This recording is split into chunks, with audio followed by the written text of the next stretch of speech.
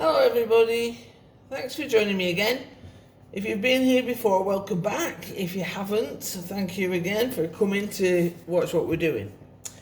Today we're going to make moussaka, and here on the board I've got everything ready. We've got some chopped onion, minced beef and pork mix. We've got garlic, sliced potatoes, a couple of stock cubes, beef oxo, or your equivalent wherever you're watching from, some tomato puree, and we've got a sliced up aubergine or eggplant, as you want to call it. So we'll start off first by putting the eggplants on a tray to go in the oven. So I'm going to just place them all out like this. Hopefully we'll fit it all on, we should do. You can slice it this way or you can slice it in rounds if you want. It doesn't make any difference. This is just the way I do it. But if you fancy it if it's easier for you to cut and you like it in rounds, then do it in rounds, that's fine. So we've got the eggplant on there. I'll just move this out of the way.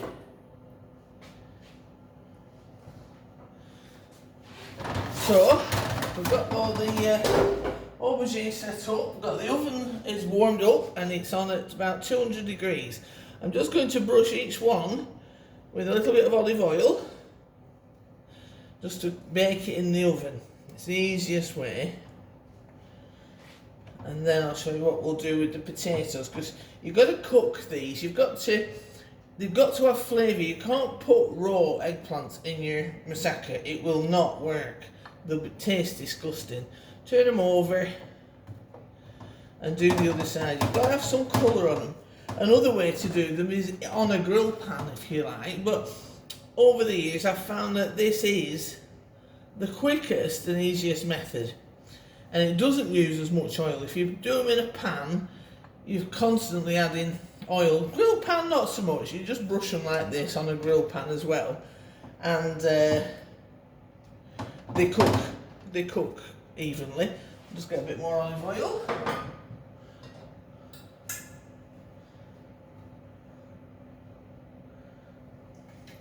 Now, some of you know, some of you don't know. Moussaka is sort of Greece's national dish.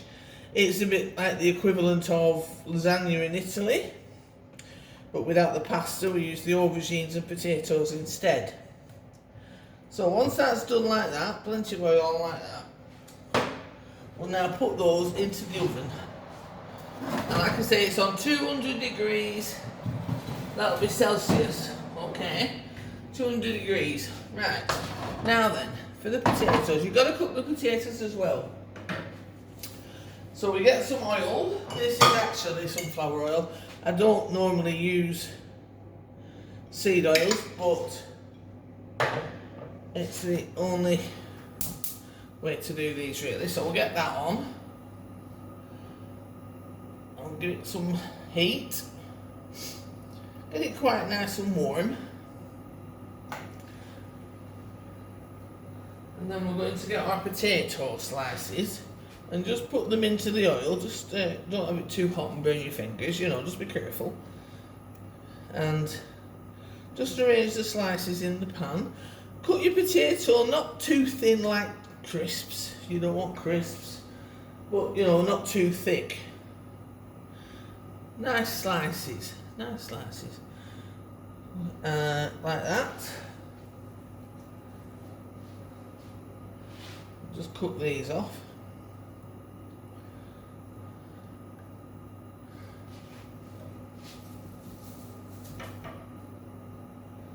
Get a tray.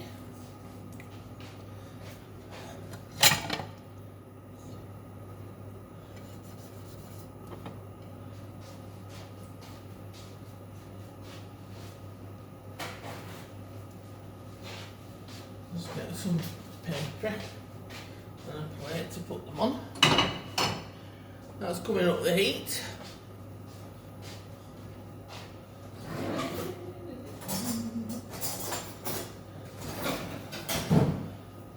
So the aim is as well to get some colour on this potato.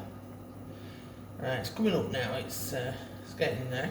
Just a little bit of colour, you don't have to completely fry them through. It's simply for the taste. They're much better when they're done like this before you put them in the dish. Like I said, colour is flavour, and it makes a difference, a big difference to your overall dish. Right, now then, the aubergines are in the oven, the potatoes are nicely golden, just like that. Like I said, they don't have to be cooked through. I'm just going to add a little bit of olive oil to the pan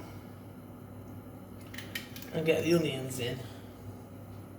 Add the onions now.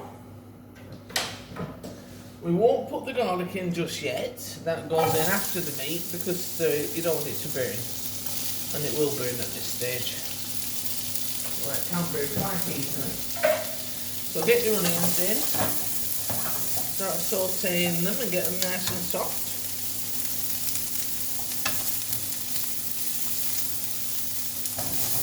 A little bit of colour on those.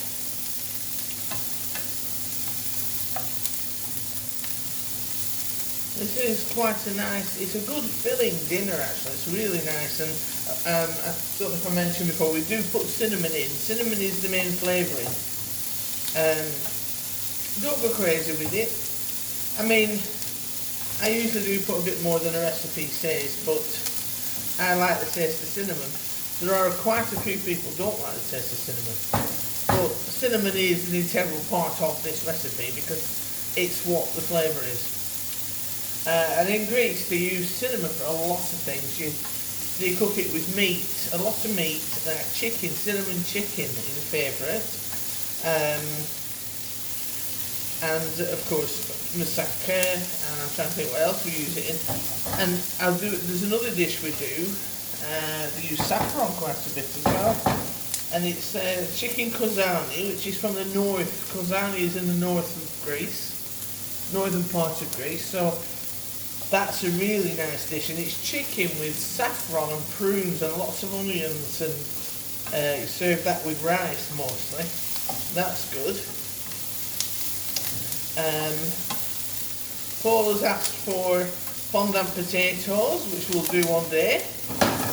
No problem. They are very easy. I thought they were difficult when I first tried to make them years ago, but they're actually surprisingly easy. But I don't waste the potatoes. I don't strive to get the perfect shape, like they say, get the perfect shape. You've got to cut it like this so as it stands up in the pan. As long as you've got a flat bottom and a flat top, so when you turn it over it's going to stand up, fine. But don't try and make this perfect shape, because you're going to waste a lot of potato, which is, it's not on. You shouldn't waste food. Alright, so that's nice. We've got a bit of colour on them onions now. I'm going to turn it down a touch, we're a little bit high. Okay, so now I'm going to put the meat in. We'll add the meat, which I've wrapped up here, waiting. This is about, I'll put the recipe in the description for you. I'll even write the method as well, instructions on what to do, because I'm good like that. So, get your meat in, break it up. This is quite coarsely ground actually, but have it how you like it. Put that in like that, and spread it out a bit, and let it cook. It's got to start browning, alright, before you start adding the rest of your stuff. And by the time we've done this and made the bechamel, the aubergines will be ready, and we'll be ready to put it all together, which will be great.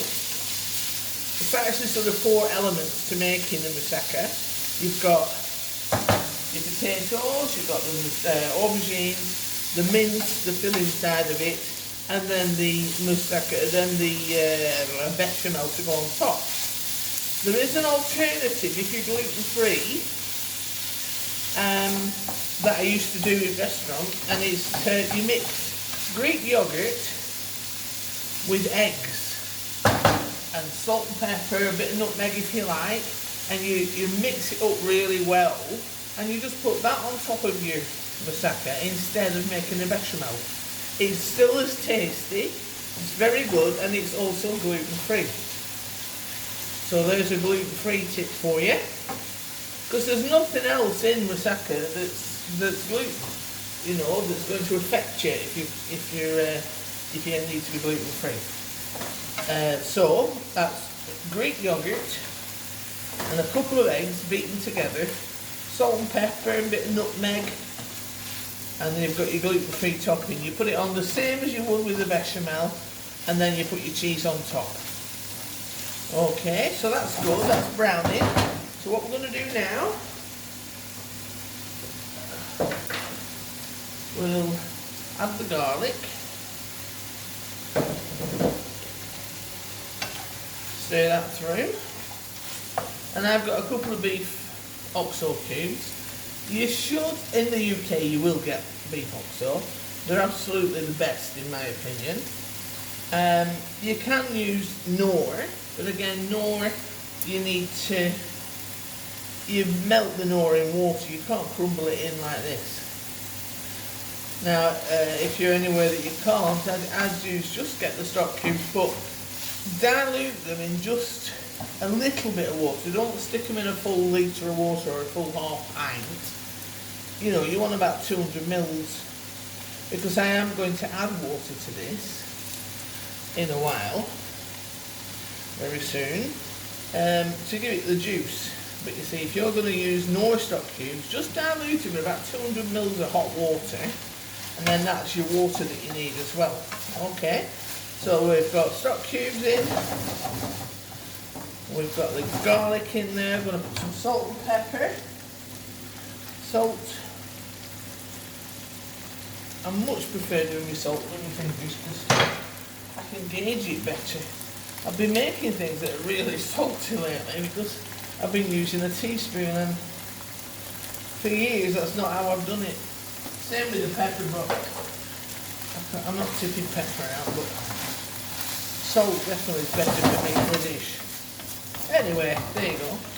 So that's all that in there like that, nice, good. So now we want to add some tomato puree. Oh, cinnamon, sorry, forgot the cinnamon after all that. So about a teaspoon,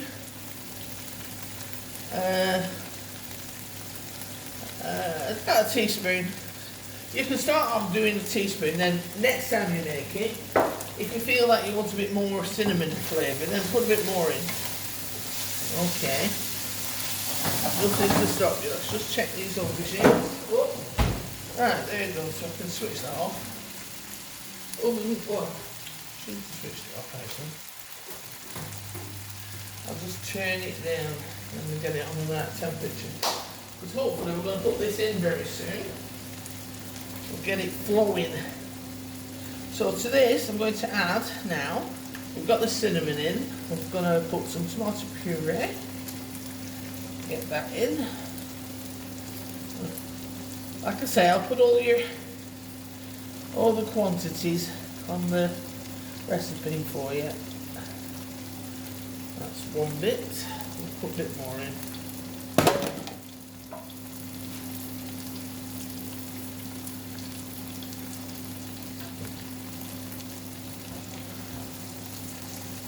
You can also, if you wanted to, put a tin of chopped tomatoes in. You know, if you like the texture of the tomatoes, or if you prefer that, then that's absolutely fine as well.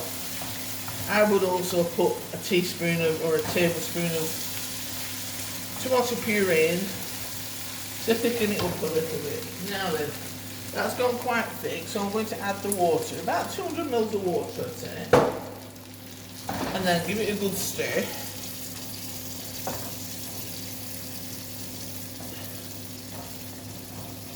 Like that. And that's your middle bit done. Can you see we've got nice juice? You want plenty of juice on it. You don't want it dry. Like that, see? Okay.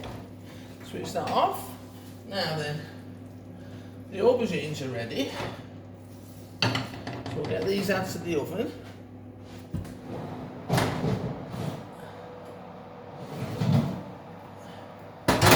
There we Now then, we've got some colour on them, and that's what you need. Good colour, can you see them? See the aubergines. Good colour on your aubergines. Alright.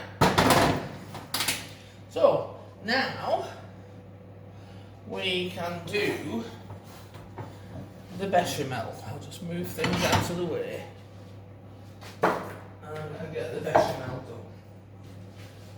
Okay. So, pan on.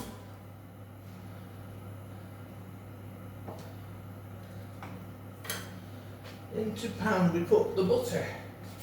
It's about 80 grams of butter.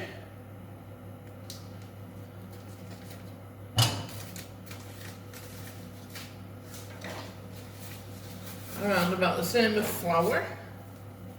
About 80 grams of flour. And the difference between the lasagna and the moussaka is the thickness of the bechamel. It's a lot thicker than it is on lasagna, because it sits up. Salt, some pepper,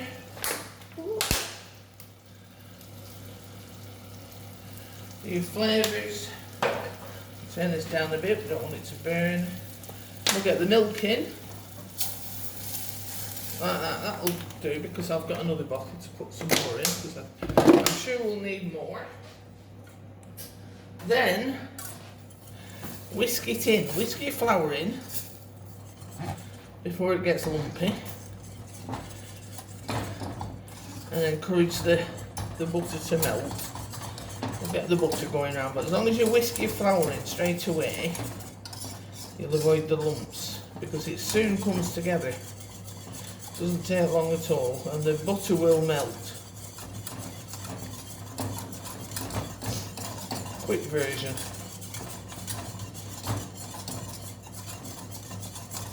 Of your bechamel.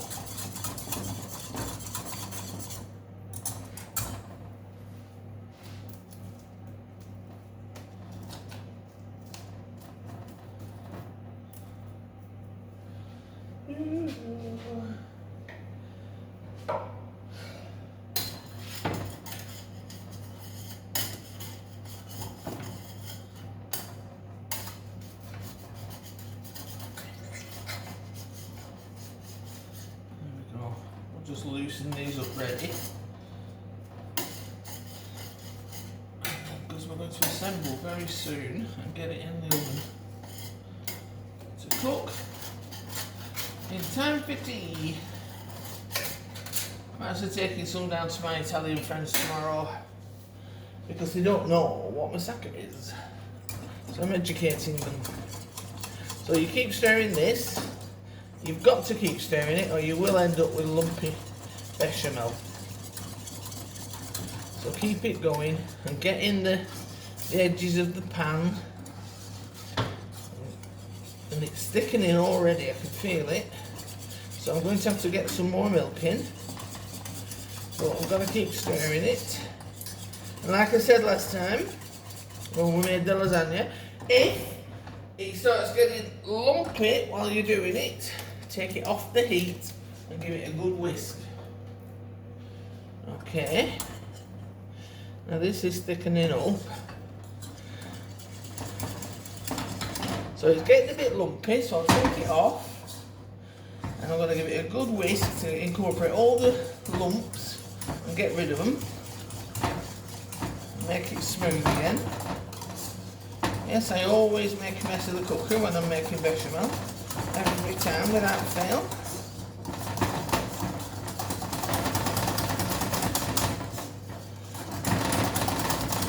To beat the living daylights out of it.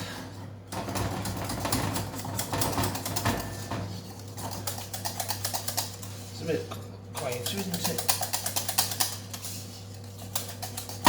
Now you can see how thick it's gone, so you've got to add some more milk. If it gets thick like that, put some more milk in, all over it quicker, and mix it in gently to start with.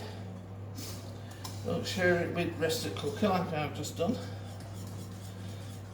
and then mix it all in, and then your lumps will start disappearing, and it'll come back to nice and smooth. Then you can put it back on the heat. We will add a bit more milk. I hate these chops now, this is the problem. Hopefully that's enough milk. Mix it in. There we go. It's all nice and smooth again. Now we'll let that cook. Keep stirring it, but it's going to thicken up again. And then we'll just test it. And if it's thick enough, then we'll leave it. And then we'll assemble.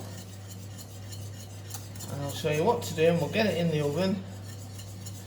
And it goes in the oven, I'd say 40 minutes to an hour. Don't put it on too crazy heat, put it at 180, and it'll finish cooking the potatoes and aubergines through. I mean, the aubergines are cooked there, but it'll finish cooking the potatoes through, and it'll brown the cheese on top, and it'll all look gorgeous. But don't put it too high, like I say, about 180.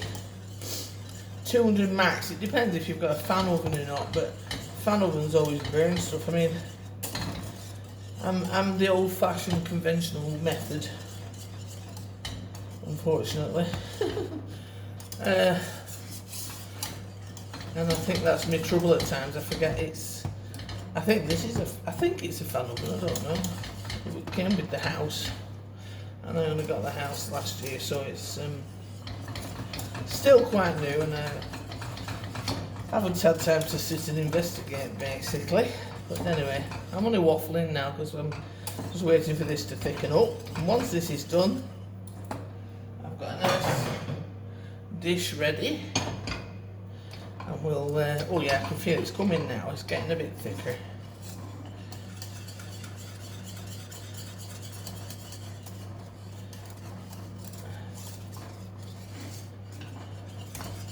That's it. Like I say, I don't want it as runny as the lasagna one. I want it a little bit thicker, because when this sets, it sits on top. It's not supposed to run down, it's supposed to sit on top. Right. I'd say that's it. Okay. Bechamel's ready. So, we've got the dish. In the dish, first of all, we put the potatoes in a layer. Hope you can see that. I'm just a bit bothered about that being too hot to put the glass, although it goes in the oven, I suppose. Just lay your potatoes out. Doesn't matter if you're overlapping, if you've got a few too many, you know. It's okay. Just cover the bottom of your dish. Like this.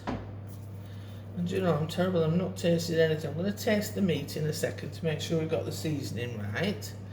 Taste your meat and make sure you're happy with it, because once you've put it all together, you can't change it. You know what I mean? There we go. So we've got a nice layer of potatoes on the bottom. Then you get the minced meat mix, the minced beef mix, and you pour that, and I haven't tasted it, pour that on top. Let's have a taste in a sec.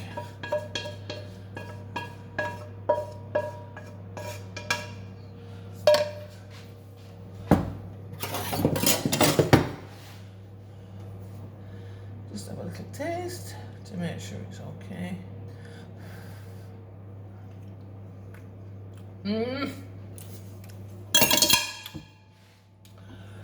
It's darn near perfect. Okay. Like I say, I didn't overdo it with the cinnamon. You can taste it, but it's not overdone. Alright. Next, lay your aubergines in there.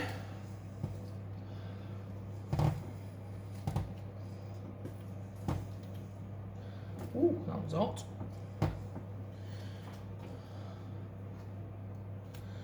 There we go. You can stick these bits down the middle there. Like that. That last one was a bit crunchy. Take the crunchy bit off it and put that in. So there we go. That's all laid up. Fine. Now, we get the bechamel.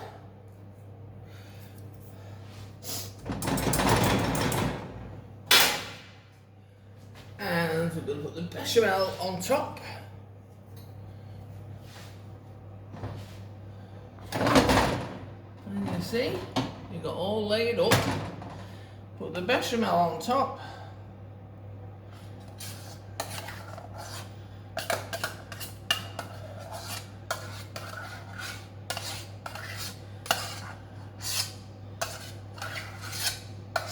Like that. Spread it all out. Oh, I'm really pleased with that. I'm usually that skinny that I don't put enough. I'm not skinny, but I mean skinny with my stuff. But I don't put enough in for the bechamel. Anyway, that's on. So now we have a mixture of cheeses to go on the top.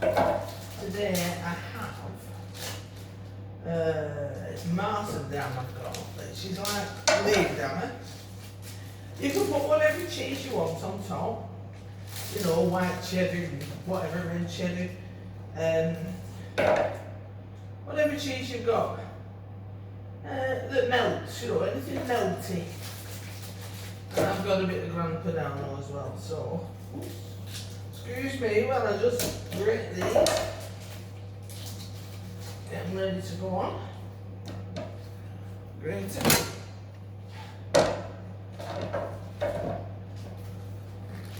One sec. Right. So I've grated the cheese. We've got a mixture of a Gran Padano and, like I say, like Leodama type stuff. But like I say, anything melty, you know, cheddar, anything you can put on top. It doesn't matter. Feta isn't known for melting, so I wouldn't bother buying feta for it. It's I'm trying to think. You know, just whatever cheese you've got that melts, or you can get. So that's now ready to go in the oven. So I'm going to put that in now. Like I say, about 40 to 50 minutes, and maybe up to an hour. It's about 40 to 50 minutes should do it. It's not a great big one. It's only like probably 4 people there. And then your cheese will be golden on top and everything will be ready. So hope you enjoyed today, and I hope you try it. Thanks very much. Bye for now.